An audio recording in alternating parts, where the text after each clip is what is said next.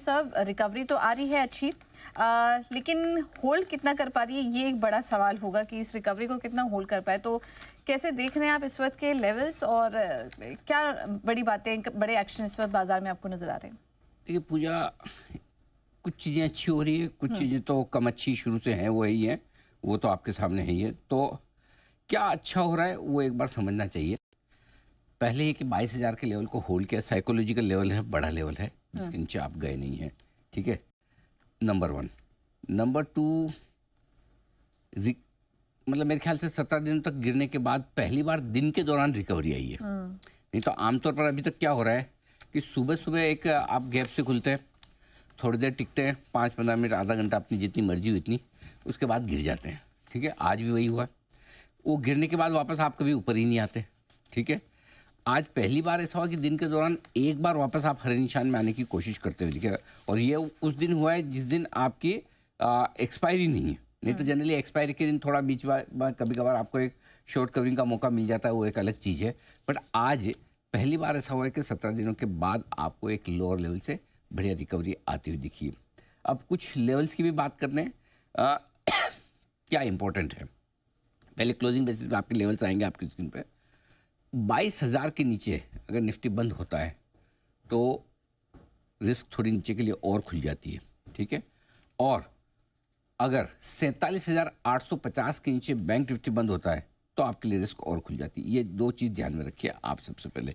तो आज की क्लोजिंग आपके लिए बहुत ज़रूरी है कि आप इन दो लेवल को क्लोजिंग बेसिस पे होल्ड करें, नहीं तो फिर आपके लिए रिस्क थोड़ी सी खुल जाती है। ये ध्यान में रखने वाली बात है, पॉइंट नंबर वन।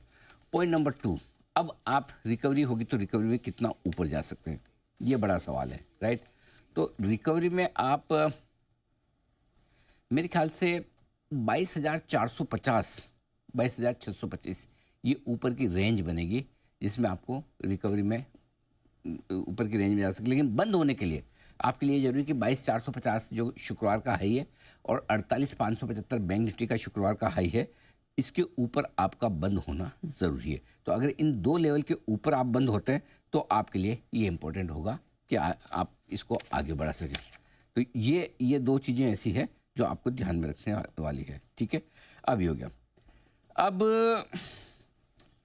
चूंकि पहली बार 17 दिनों के बाद आपके लिए एक रिकवरी आई है, दो तीन चीज़ें ध्यान रखना बहुत ज़रूरी है। नंबर वन, इंपॉर्टेंट क्या है, नीचे की तरफ सपोर्ट 21,825, 22,000, ये आपके लिए मजबूत सपोर्ट का काम करेगा।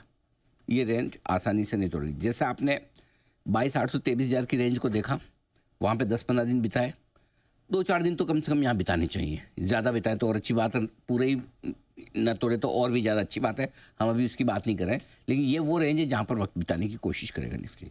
बैंक निफ्टी के लिए 47,750, 47,850 के आसपास की रेंज ऐसी है जहाँ पर थोड़ा वक्त बिताने की कोशिश करेगा बाजार। ठीक है, अब आइए आज की जो वॉलेटिलिटी हुई है, इन लेवल्स पे आने के बाद उतार चढ़ाव होना बाजार की सेहत के लिए अच्छा है। क्यों? क्योंकि क्या है कि नहीं तो एक तरफा बाजार हमेशा रहता है, इसका मतलब ये कि हर आदमी सेलर ही है, किसी को लेना ही नहीं है। अब वो भले शॉर्ट कवरिंग की वजह से ले या फ्रेश खरीदारी करना चाहे, वो अपनी जगह है। अब आज जो रिकवरी है उसमें दो चीज़ें हैं। एफआई ने 11,500 करोड़ का बेचा है, लेकिन सामने 12,000 करोड़ लोकल फंड ने खरीदा भी था शुक्रवार का। तो कहीं ना कहीं लोकल फंड भी इन लेवल के आसपास खरीद तो रहे हैं, थोड़ा तो खरीद रहे हैं, नंबर वन। नंबर टू ये है कि रिलायंस आज 3% आपका नेट रेट कमजोर है। आप रिलायंस देखिए, रिलायंस में कमजोरी 3% की है। अगर रिलायंस के 3% की कमजोरी के बावजूद अगर आपका निफ्टी सिर्फ 30 पॉइंट नीचे हो और एक बार हरे निशान में आई, ये बहुत बड़ा अचीवमेंट है।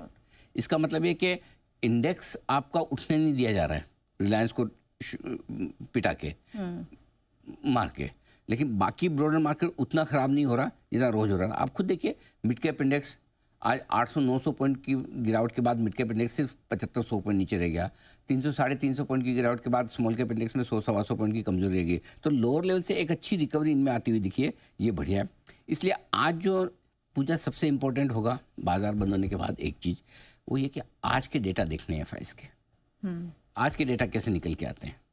अब इस डेटा में दो चीजें हो सकती हैं। एक ये है कि रिलायंस जैसा दिग्गज तो एफआईजी बेच रही होंगी इस भाव पे, राइट। अगर वो बेचें तो एफआईएस का डेटा ऐसे तो सेल का दिख सकता है और फिर आपको लगेगा तो फिर बेचा तो उन्होंने, लेकिन वायदा कारोबार में क्या स्टॉक फ्यूचर्स जो शुक्रवार को भी खरीदारी का नंबर था, क्या आज फिर से अच्छा खरीदारी का नंबर आता है क्या? तो आज के डेटा काफ़ी इंटरेस्टिंग हुए।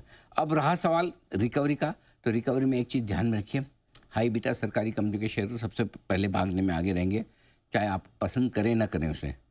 पीएफसी आरईसी टाइप के पावर स्टॉक्स, कुछ डिफेंस स्टॉक, भेल बीएल टाइप के, ठीक है, कुछ रेलवे स्टॉक, आईआरएफसी टाइप वाले, यही सब आपको दौड़ लगाने में आगे नजर आएंगे, इसमें कोई डाउट नहीं है। वैसे तो कायदे से बैंक चलने चाहिए, लेकिन बैंक सरप्राइजिंगली आज थोड़े कमज़ोर है, मेरा ये मानना है।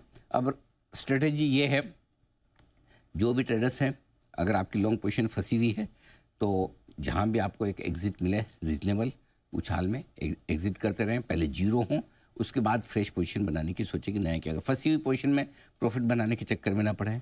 रहा सवाल इन्वेस्टर का, तो शांति से बैठें। नॉट दैट कि 22,000 के नीचे नहीं जा सकता है 22,000 हो, 21,800, 700, 21,200, 300, यू नेवर नो। लेकिन अब आपको ये है कि हमेशा ये होगा इस मार्केट में कि आखिर के 5% का फॉल बहुत तकलीफ देता है। सेम आखिर के 5% की तेजी बहुत पैसा देती है।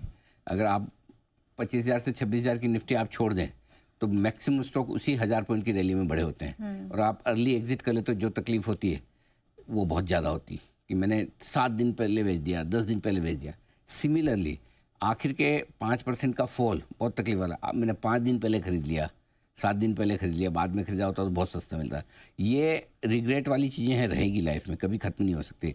इसलिए या तो आप अपनी सिस्टमेटिक तरीके से करें, या जब रिवर्सल के संकेत आए तब एक्शन लेने की कोशिश करें।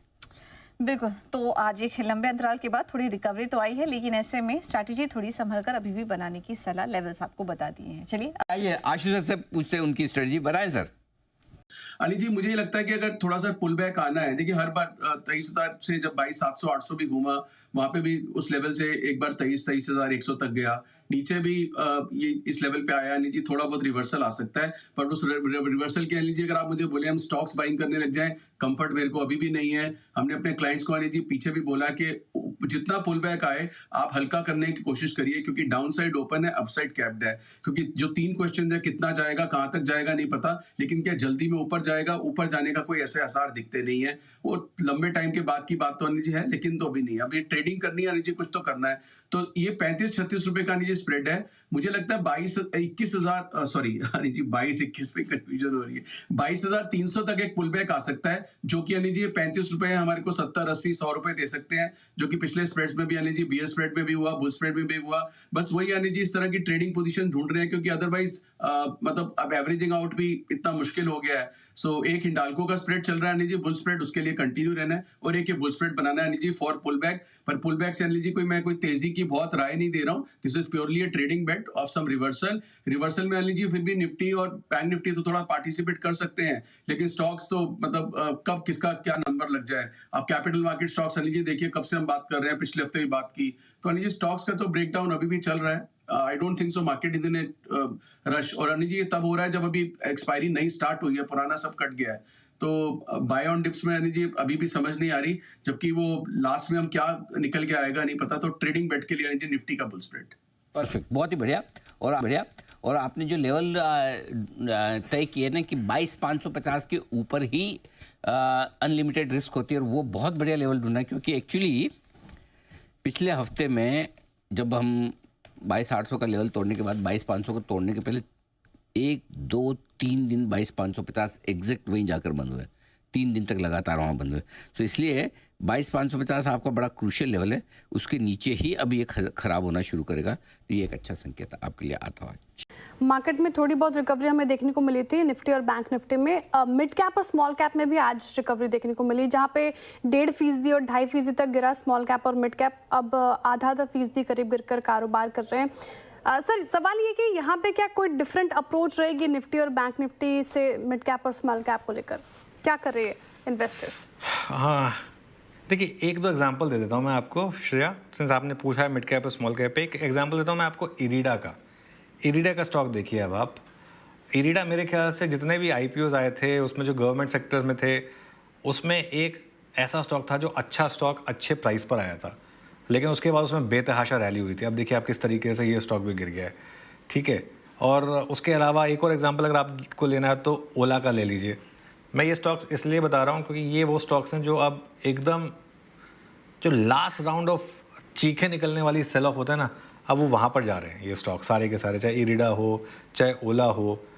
दिक्कत क्या है कि ये वाला फेज़ जो है ना, ये वाला फेज़ में प्राइस डैमेज कितना होगा ना, ये कोई नहीं कह सकता। ये हम सब जानते हैं अब कि ये शायद मार्केट में आखिरी के 2-3 महीने की करेक्शन चल रही है, लेकिन ये आखिरी के 2-3 महीने की करेक्शन प्राइस वाइज कितनी डैमेजिंग हो सकती है, यही चीज़ अगर आपने 1 महीने पहले सोची होती कि अब तो बहुत गिर गए स्टॉक्स, वहाँ से 20-20% स्टॉक गिरे। तो ये एक छोटा सा पॉइंट मैं रेस करना चाह रहा था।